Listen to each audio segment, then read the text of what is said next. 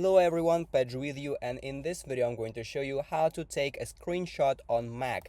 So actually it is very easy. First of all, we have two options of how we can take screenshot on Mac. So the first way is, for example, I want to screenshot my desktop. To do this, I need to press Command Shift and 3, and that's how I will screenshot the entire screen. As you can see, I can open the screenshot and all the screenshots are saved in the screenshots folder in the desktop, and you can check and open them from here. But if you want to screenshot some particular space on your desktop, so for example, I will go to Visual Studio Code, and for example I want to screenshot the main page here, but I want to screenshot only this window. So to do this, I need to press Command Shift plus 4, and now I have this crosshair and I can select this space that will be on the screenshot, and I have the screenshot as well here,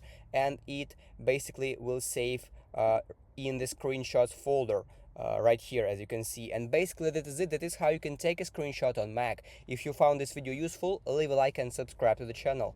Thank you.